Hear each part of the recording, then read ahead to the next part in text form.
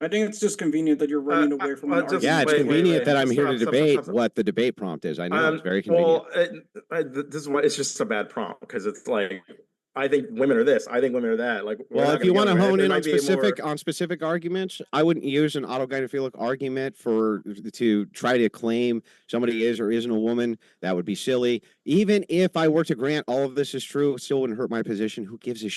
So in this clip, Andrew Wilson absolutely dismantles a flustered, ill-prepared opponent in real time. The topics involve gender identity, research around trans health care, and the definition of womanhood. But Andrew Wilson doesn't just argue, he exposes the logical holes, sidesteps the red herrings, and brings everything back to one undeniable fact. His opponent can't defend the prompt. From dodging questions to spiraling into unrelated research, the opposing debater literally ends up shouting, stuttering, and basically rage quitting. Andrew Wilson, on the other hand, direct, and absolutely brutal. So let's move into something that will hurt my position. That would be great. Okay, sure. Can we address the overwhelming consensus that trans-affirming healthcare tends to reduce suicidality in trans people? Yeah, sure. Go ahead. Just my statement. Okay. Like this is a factual specific studies? true thing. Let me look some up. Yeah. Because this is why on hand, but it's like, well, the reason that you probably should is because you're probably not up to date with the latest studies. So here's what you actually will find in the literature: that after gender affirming care, it is true that there is a reduction in self-harm. However, it goes right back up to 20x times. Goes back up 20x times after the initial euphoria is over. You probably didn't know that because you're not keeping up with the literature. Why does it go back up? Well, so there's a euphoric response. They don't exactly know why it is this euphoric response happens. However, it goes back up 20x after the affirming care is done. See, this is what Andrew Wilson does so well. He points out what nobody else wants to talk about. Like, they admit there's this euphoric response, but can't even explain why it happens. That's kind of the whole point Andrew Wilson is making here. If you don't know why it works, and the numbers go back up after the high wears off, how are you going to call that science? I mean, come on. Andrew Wilson is just exposing the fact that they're running with emotion, not solid proof. Okay, I have study after study that demonstrates. Yeah, but why? That's like very important. Why? Why? Yeah, they're not sure. They're not sure exactly why. Okay, so then what's your point? So do you know what? If you're not sure, like I wouldn't engage with this argument. The obvious reason that I would look at it, do you know why? Rejection with, yeah, you can say that. Transition. But, yeah, like transitioning is not like a left right. Calm down. Let's have an actual debate. Calm down. Well, if you let me finish my point, you could have. Yeah, but I wasn't even done with mine. I was the one making the point. You asked a question actually, so I was trying to answer the question. So. If you say, well, wait a second, it's inconclusive, that actually makes my point. Yes, it's inconclusive, but because something is inconclusive, you would actually have to bite the same bullet that it's inconclusive. You don't know. Anything you're about to say is an assertion. It is scientifically inconclusive. Okay, I can grant that there are some studies which show that trans-affirming care can be deleterious, and also that there's trans-affirming care that is helpful. That's not a reason to ban trans-affirming care. That's a reason to refine how we diagnose it. Add another doctor, right? Get a second opinion. Talk to a therapist, right? You have to acknowledge there are evidence that trans-affirming care. You would have to show me conclusive data. So this would be an actual. What's your idea of conclusive data? Stop. This would be a uniformity, a consensus-based uniformity within the scientific community.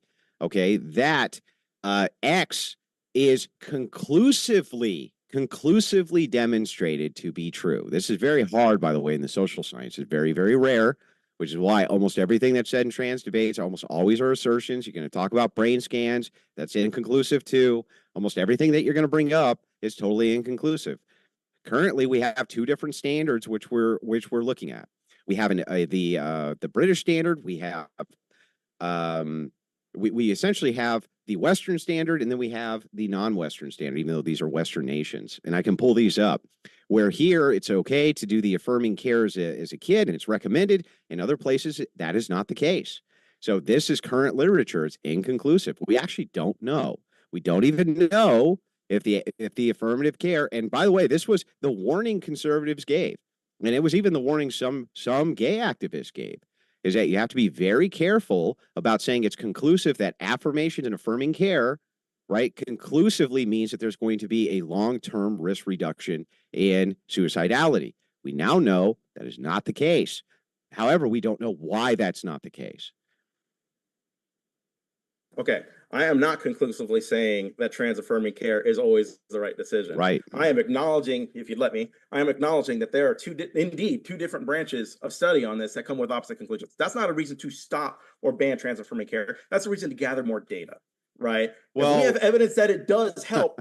If you stop care, you could potentially be making the problem worse. If you have care that reduces suicidality in trans youth, you have to acknowledge that if you're going to stop that care, you're going to have higher rates of trans. But the problem is, versus hard science, where you can come to real conclusions, in soft sciences, you don't actually know that you're not just using these kids as experiments. They're like a petri dish for you. So essentially, as a petri dish, you're like, well, we'll try this and try that. We're going to throw everything at the wall and see what sticks. You also have, unfortunately, in the trans movement, you have a big problem with certain groups who often fund these studies or who are often at the forefront trying to make advocations who aren't even scientists. I mean, some of them are like fucking plastic surgeons and shit. Like they're not real scientists who are the head Wait, of a plastic surgeon can't do research? Stop. Let me finish. I don't think that you would want a plastic surgeon to be giving you medical advice about heart surgery. Okay. I don't think you would. So the thing is, like, maybe you can say that you would. I wouldn't believe you. Most rational people wouldn't. I guess you can say that you would. But ultimately, what I'm telling you is that there's multiple different standards for looking at this. None of it's conclusive. Because it's not conclusive, you're actually asking us to make our children into petri dishes. This part hit different. Like, for real. Andrew Wilson is not afraid to say what everyone's thinking. You don't play science with kids. You don't just throw experimental care at them, hoping for the best. The way Andrew Wilson framed it as treating kids like petri dishes, man, that's powerful.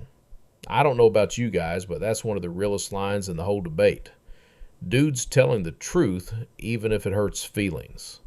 Yeah, that's what you're actually requesting. You say that this is a fight over sovereignty and over control. I would actually say that you're right. If it is a control over the family, then, and you say a person should have a right to allow their child to do gender affirming care, shouldn't a person have a right to also tell them they can't? I want to jump over to either Classy or LSP, and then we definitely have to jump over to Josh. Josh, I know you had something you wanted to say earlier in it, so I do want to make sure, though, that I get the left side first so that we don't... Okay, good. Yes. I'm not against people saying that they can't. I'm not saying the government shouldn't be involved. I'm saying the government needs to be involved in a more precise way than outright bans, right? I'm not in favor of giving people trans-affirming medical care if they are in fact not trans. If you think that's my position, that's not my position. I don't believe this care should be given to people who don't need it. But for the people who do need it, it is shown to help them. It is shown to reduce their rates of suicidality. If you get rid of this care, their rates of suicidality will go up. The rates of suicidality go back up anyway. Buddy, I let you talk. But they go back up anyway. Babe, I don't understand the argument. I let you talk. The American Medical Association strongly supports access to evidence-based gender-affirming care and has taken steps to oppose political interference in medical decision-making.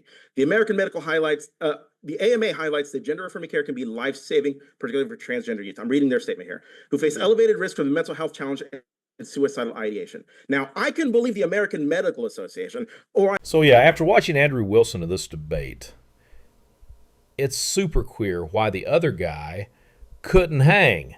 Andrew Wilson stayed focused, crushed the off-topic nonsense, and hit every point with actual facts, whether it was debunking the euphoric myth of gender care or calling out how science is being misused on kids. Andrew Wilson proved, again, why you don't step into a debate underprepared. This wasn't just a loss, this was a public demolition.